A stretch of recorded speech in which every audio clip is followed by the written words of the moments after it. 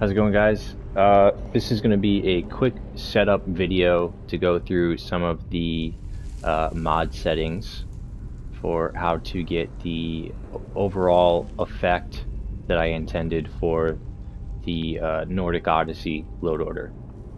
This is not going to contain any I&I tweaks, as those are already listed in the PDF file. This is just going to pertain to settings so that you can get everything set up the way that I intended it to be set up. Of course, these are optional. You can set your game up however you choose, but for those who are interested in getting the overall effect that I was trying to curate here, this is for you.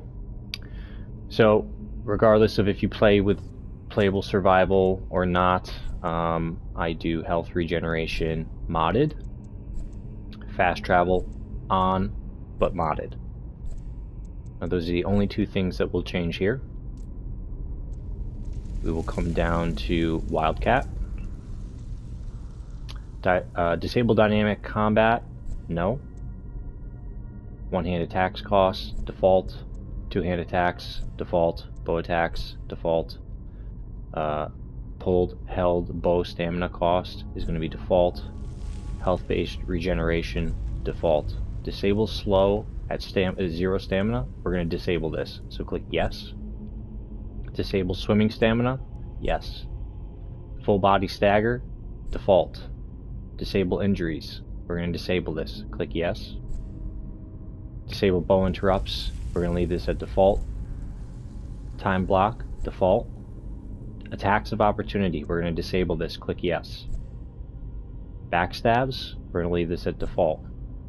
Now this is up to you, this one here, disable health-based attack damage. You can turn this on or off. This is basically whether or not you want your game to have a more hardcore feel. In the beginning at lower levels, it's going to take you about 7 or 8 swings with your sword, sometimes 9 or 10, before you actually kill the enemy. This is going to be less prevalent as you begin to level up and spend some perk points. So if you don't mind that, with the long game in mind, knowing that as you level up this is going to become less of an issue, you can keep this on default. Otherwise, if you like the more hardcore approach, you can click this, you can disable this and put this as yes. I don't have a personal preference here at the moment. I'm going to click yes and just turn that off.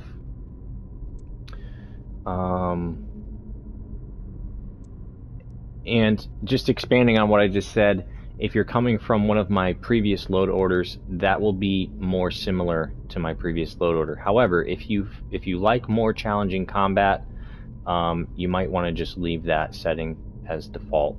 Penalties and massive targets, leave this as default. Melee damage boost, default.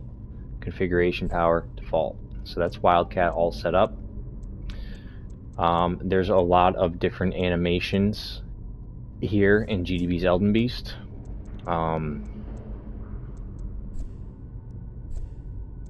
Yes, dynamic animations, weapon stance animations, alternate stances. You have a couple different stances here. I like the, I don't even know how to say this, Vero Levi stance for dual sword and great sword, but these are just personal taste options. You really don't have to follow my recommendations on this. Mod options menu, we're going to go into simple workaround framework, go to just shields on back. If you like the shield on your back, you can turn on the static shield. That way it'll be there even if you don't necessarily have a shield equipped. Otherwise, you can just disable that. Delay, I recommend setting this to 0.5. This will kind of mitigate some of the double sheathing effects that you have when you are using specifically a sword in sheath. So that's going to be all we set up there, apart from your I&I tweaks, which you will set up in your own game. NAT settings. We're going to come to night settings. Brighter nights, 100%. We're going to come to Nat FX. We're going to go over to Saturate, and we're going to do 25%. Again, that's a personal preference. You can kind of set that up however you like, but I feel like that gives the sort of mood and tone that I was going for. So if you want my recommendation, there it is. Power self-vision. This is an important one. So these are going to be the same for idle, melee, and ranged. You're going to come in here, alignment right, height very low. Same thing for melee, alignment right, height very low, zoom close, ranged, alignment right, height very low, zoom close. For the zoom setting, go to minimum, close. And then we're almost done here. FOV, I personally set mine to 90 or 100. You can do whatever you want. Right now, I'm going to choose 90. And then we're done. And then ultimate dodge configuration. Now, there's going to be some things here I'll leave up to your own personal preferences. General settings, I usually choose sneak style 2. Dodge style, I do dodge roll only. NPC settings, NPC dodge AI, I disable this. Enemies are going to be challenging enough as it is without them dodging all over the place. And when you give them that ability, believe me, they will abuse it. And at times it feels like they do not have the same stamina limitations that we do. So in order to make the game a little bit more fair, we're going to go ahead and turn that off. Dodge roll settings. You can play with the stamina cost if you want. I'm going to leave mine alone. Iframes though, invincible time frame. We're going to come in here and we're going to make this 0.45. This is going to be more in line for those of you who enjoy how the iframes feel in a game like Elden Ring.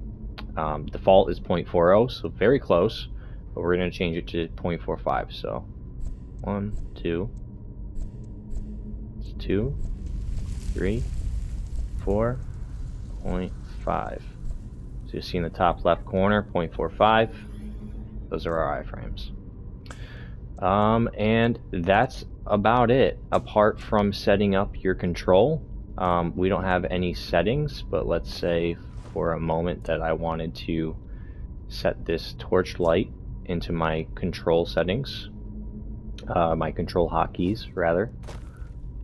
I would open up my favorites menu, and then you're going to use, depending on how you have your controls set up, you're going to press and hold any one of the directional arrows on your controller, and it will hotkey that to that button. So now I've set this to the up button on my D-pad, so when I press up, it's going to automatically pull out my torch. You can do the same thing with spells. So if I come in here, oh sorry,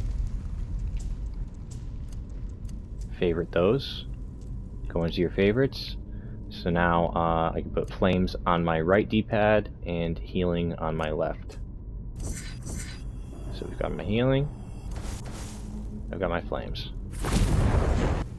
Alright, the only thing I would not recommend, and you will see this noted in the load order file, not hotkeying potions. Control works with Elden Beast about 90%.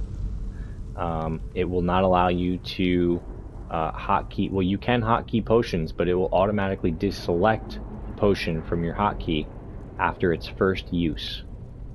So it's recommended to just use potions straight up out of your favorites menu here, or going into your menu and drinking a potion this way. If you're a healer, it's no issue.